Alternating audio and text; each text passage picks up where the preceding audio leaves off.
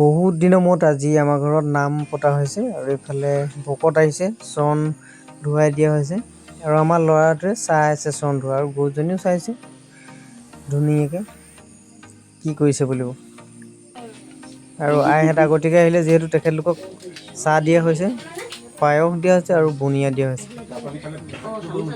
এইফালে চাহ খাইছে সকলোৱে আৰু এইফালে ভকতসকলে কুঁহিয়াৰ নাৰিকল আদি কি লাগে এইবিলাক যোগাৰ কৰাত ব্যস্ত আৰু কুকুৰ এটা আহিলে ক'ৰ পৰা নাজানো। ইফালে ভকতসকলে জুই জ্বলালেই আৰু এইফালে পনীৰ কাটিছে বনাবৰ কাৰণে। পনীৰ দিছে যিহেতু নিৰামিষ খোৱা হয় আমাৰ। আৰু ভাগৱতী প্ৰভুৱে এইফালে ভাগৱত আৰম্ভ কৰিছে আৰু ভকতসকলে ধুনীয়াকৈ একান্ত মনে ভাগৱত শুনি আছে। এইকেইজন ডেকা প্ৰভুৱে তেখেতলোকো বহি আছে, ভাগৱত শুনিছে আৰু আইসকলে বাৰান্দাত বহি চব্জি কাটিছে। গৰম যিহেতু ফেন লগাই দিয়া হৈছে আৰু এইফালে মোক পঠিয়ালে নেমু আনিবলৈ। মই নেমু বাৰীলৈ আহিলোঁ। নেমু কেইজোপা দেখিলোঁ বেছি লগা নাই, বহুত কম লাগিছে। এইটো ডাঙৰ চাইজে হৈছে, ইমান সৰু নহয় বাৰু। এটা ছিঙিলোঁ নেমু ইয়াৰ পৰা আৰু এটা ছিঙিলোঁ। এনেকৈয়ে 10-12টামান ছিঙিলোঁ আৰু এইজোপাৰ পৰা। ঘৰৰ ওচৰত এজোপা আছে যিহেতু তাৰ পৰা ছিঙিব লাগিব অলপ। ইয়াৰ পৰা এইখিনি নেমুৱে নহ'বগৈ আৰু নেমু লাগিব ভালেকেইটা। আৰু এইফালে দেখিলোঁ তেল পকিলে আৰু পনীৰ দি দিছে। পনীৰখিনি প্ৰথমতে ভাজি লৈছে, কাৰণ পনীৰখিনি ভাজি গ'লে বেয়া হয়। প্ৰথমতে ভাজি ল'লে পনীৰখিনি টান হৈ থাকে, সেইকাৰণে আগতীয়াকৈ পনীৰখিনি ভাজি লৈছে। আৰু এইফালে দাইল উতলি আছে। এইফালে নাম আৰম্ভ কৰিলে একনাম, আৰু সকলোৱে একনাম লোৱাত ব্যস্ত। সৰু ডাঙৰ চব মিলি একেলগতে একনাম লৈছে।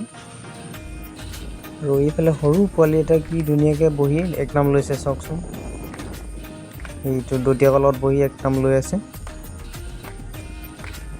ভাগৱতী প্ৰভুৱে তাল বজাইছে আৰু এইটো আমাৰ ল'ৰা অলপ গৰমত উৎপাত কৰিছে, গৰমত থাকিব পৰা নাই।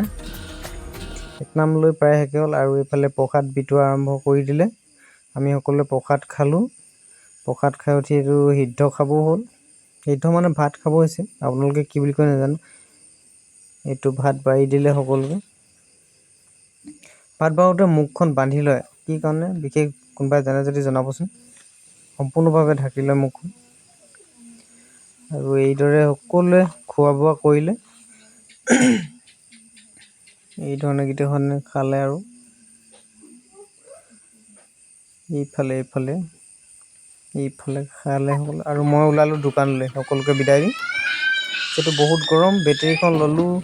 ৰ'দটো পৰি আছে, প্ৰায় 3:30মান বাজিলে, যিহেতু গৰম আছিলে। আৰু ৰাস্তাত আহি আছোঁ। 37 নে 9 হৈছিলে।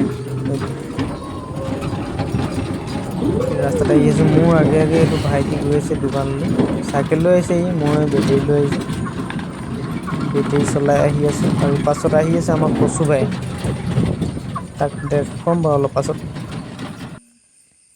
এয়া আহি পালোহি দোকান। এইটো বৰফ বেপাৰী আমাৰ নতুনকৈ উঠিছে ঘৰৰ ওচৰত। এই কচু পাই গ'লি, কচু ৰাম হাৰামি, ই চাটাৰ খুলিব ঘৰলৈ পলাব এতিয়া। দোকানত বেছি দেৰি থাকিলে কাম কৰিবলৈ পাব যে পলালে কচু পলালে। আৰু এজন কাষ্টমাৰ আহিলে, তেখেতক লাগে ব্ৰইলাৰ, কিন্তু ব্ৰইলাৰ অলপ সময় লাগিব বুলি কোৱাতে তেখেতে বেলেগ এখন দোকানলৈ গুচি গ'ল।